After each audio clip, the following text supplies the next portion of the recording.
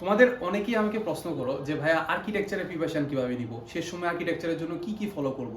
Even যারা junior batch আসো 26 বা 27 ব্যাচের আসো, তাদের মনে অনেকের প্রশ্ন জাগে যে ভাই আমি আর্কিটেকচারের জন্য পড়তে চাই, আর্কিটেকচার সম্পর্কে জানতে চাই, তাহলে এটার জন্য কি আমি প্রথম থেকেই পড়াশোনা শুরু করব, নাকি জাস্ট ওই অ্যাডমিশনের 2-3 মাসে পড়াশোনা করলেই হবে। সো তাদের জন্য জাস্ট আমি একটা সলিউশনের কথা বলবো, সেটা হচ্ছে আমাদের এই বইটা, সেটা হচ্ছে আমাদের কিউএনএ আর্কিটেকচার অ্যানালাইসিস মেগাবুক। এইটা আমাদের একটা নতুন প্রোডাক্ট। সো এই প্রোডাক্টের আমি যদি বিশেষত্ব বলি, তাহলে এই প্রোডাক্টের প্রথমেই সাপোজ আমি চিন্তা করলাম যে আর্কিটেকচারের ক্ষেত্রে আমাদের কি লাগে, মেনলি আসলে ড্রয়িংগুলাই লাগে। সো ড্রয়িংয়ের মাঝখানে আমাদের কিছু কিছু জিনিস টপিক আছে, যেমন এই একটা টপিক, যেমন হচ্ছে সাপোজ একটা কম্পোজিশন।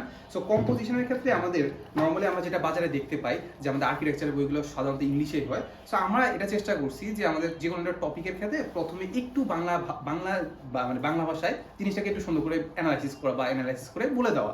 সো দেখো কম্পোজিশনের যে ব্যাপারটা, এটা কিন্তু সুন্দর করে বলে দেওয়া আছে।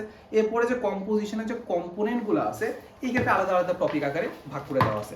এরপর এখন ইভেন সবার লাস্টে যদি তোমাকে আমি দেখাই, সবার লাস্টে বা প্রতিটা টপিকের লাস্টের কথা যদি আমি বলি, তাহলে যে এই যে প্রিভিয়াস ইয়ারের যে কোশ্চেনগুলো আছে, এইগুলো কিন্তু খুব সুন্দর করে দেওয়া আছে, বা প্রিভিয়াস ইয়ারে যে কীভাবে জিনিসগুলোকে ড্র করতে হয়, এটা কিন্তু সুন্দর করে দেওয়া আছে। সো তুমি চাইলে ডেমো পিডিএফ যেটা আছে সেটা দেখতে পারো, দেখলেই বুঝতে পারবা যে আসলে আমাদের জিনিসটাকে কতভাবে কম্প্যাক্ট বা কতভাবে ডিটেলস করে দেওয়া আছে। আর সিম্পলভাবে আমি তোমার যদি একটা কথা বলি, যে আর্কিটেকচারের ক্ষেত্রে নর্মালি কম্পিটিশনটা খুব একটা বেশি না, কারণ খুব বেশি একটা মানুষজন আর্কিটেকচারের জন্য যে প্রিপারেশন নিচ্ছে বা আর্কিটেকচার সম্পর্কে জানে এমন না।